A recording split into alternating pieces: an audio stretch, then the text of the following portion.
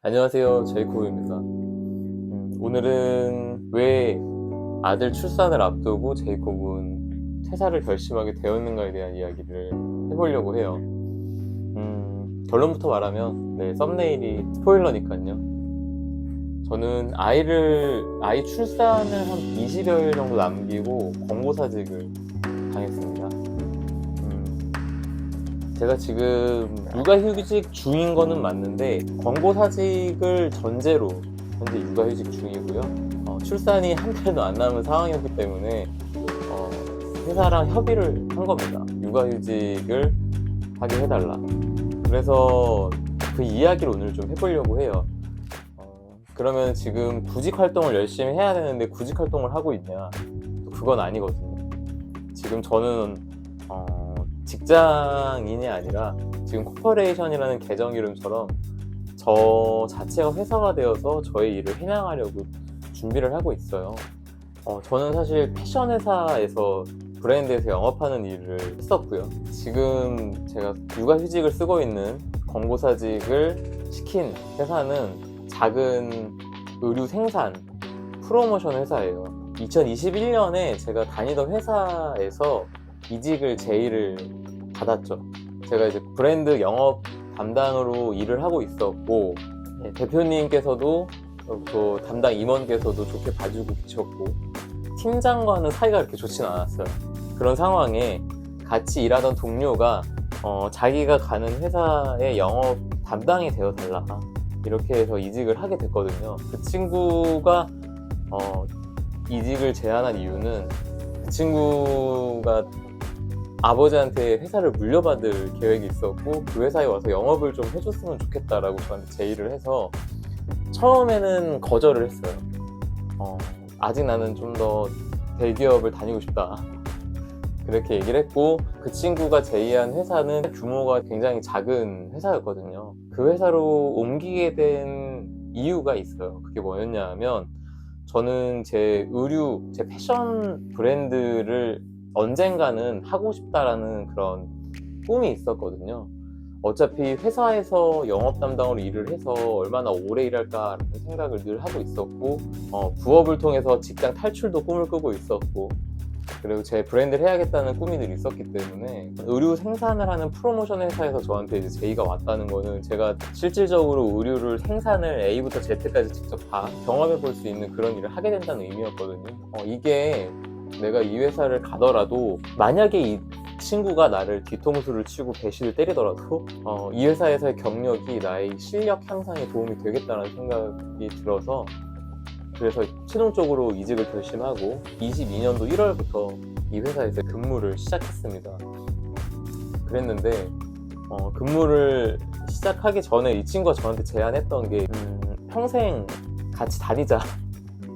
처음 1년은 성과가 없어도 괜찮다. 그러니까 저도 이제 자신이 없으니까, 분야가 다른 회사로 가서 내가 성과를 낸다는 게 자신이 없었기 때문에 제가 옮기는 조건은 연봉을 보존해주는 조건이었고요. 그럼에도 불구하고 괜찮겠냐, 뭐 가서 성과를 못 낼 것 같은데 괜찮겠냐. 근데 이제 그 친구는 저에게 1년 정도는 성과가 전혀 없을 거라고 생각한다. 그리고 뭐 한 3년 정도 일하고 나면은 좀 회사에 도움이 되는 역할을 하지 않겠냐, 이렇게 얘기를 했었기 때문에 그 정도로 생각을 해준다 그러면 나도 배워서 일을 해볼 수 있겠다.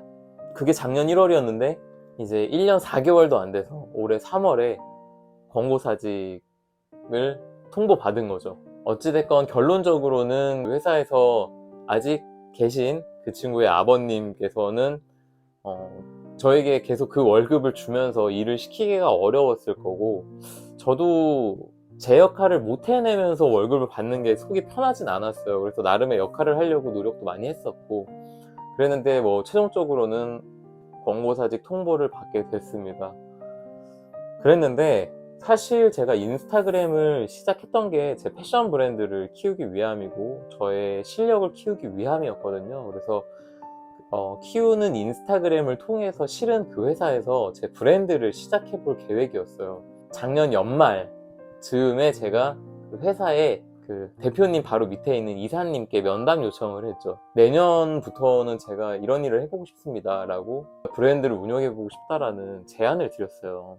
그 얘기를 이제 드렸을 때 이사님께서 너무 괜찮다라고 얘기를 해주셔서 너무 기뻤어요. 그때 그 글이 블로그에도 남아있는데, 제가 독서하고 글쓰기를 해서 반년 정도 지난 후에 내가 하고 싶은 일을 회사에 제안하고 회사에서 내가 하고 싶은 일을 할 수 있게 되었다, 이렇게 쓴 글이 있는데, 그 글이 너무 무색하게 그러고 나서 3개월도 안 되어서 회사에서는 권고사직 통보를 하게 된 겁니다.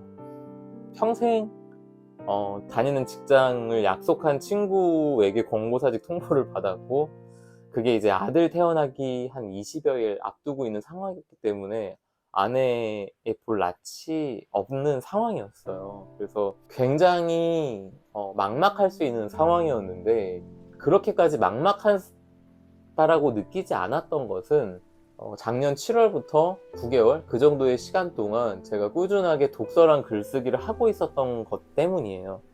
독서랑 글쓰기를 꾸준히 하면서 인스타그램을 키워나가니까 지옥 같은 직장 생활로 다시 돌아가지 않더라도 내가 하고 싶은 일, 내가 원하는 일을 할 수 있겠다라는 생각이 들더라고요. 제 아내는 아무래도 불안한 마음이 크죠. 그 월급이라는 것이 주는 그 매달에 따박따박 꽂히는 안정감이 있잖아요. 근데 저는 그 월급을 안정감으로 느끼지는 않았어요, 사실. 그리고 결과적으로 저는 직장에서 권고사직을 당한 거잖아요. 그러니까 아내는 직장이 안전한 곳이라고 이야기하지만 저에게는 직장이 안전한 곳은 아니었던 거예요. 저랑 안 맞는 직장 생활 힘들게 했었고, 결과적으로 봤을 땐 권고사직, 그러니까 직장 생활을 실패로 마무리를 한 거잖아요. 그래서 직장 생활로 돌아가서 내가 다시 그곳에서 힘들게 월급이라는 걸 받는 것보다는 내가 잘할 수 있는 거, 내가 좋아하는 걸로 내 스스로 나의 가치를 증명해 나가며 돈을 벌어보자라는 결심을 하게 됐습니다. 저는 직장으로 돌아가지 않아도 되겠다라는 확신을 가지고 있고, 이제 일을 이것저것 해나갈 수 있는 것들을 준비를 하고 있고, 돈이 될 일들이 막 실제로 생기기 시작하는 것 같아요. 그 독서와 글쓰기 그리고 인스타그램을 통해서 쌓아온 저의 시간들이 이제 저 스스로 회사를 가지 않고도 돈을 벌 수 있는 그런 기회들을 지금 마련을 해주고 있고요. 그래서 직장에서 적절한 시기에 잘라준 그 친구에게 감사하고, 그리고 육아휴직을 하면서 복직이 아니라 저의 사업을 시작할 수 있게끔 기회를 준 제 아들에게도 감사하고요.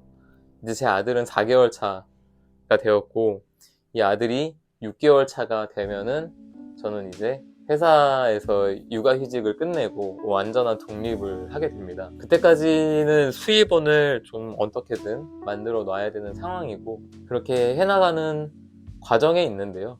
독서랑 글쓰기를 통해서 제 삶이 많이 변했는데, 어떻게 평범한 직장인에서 직장을 그만두고도 나 스스로 돈을 벌 수 있겠다는 결심을 하게 되었는지에 대한 이야기를 다음 영상에서 해보면 좋을 것 같아요.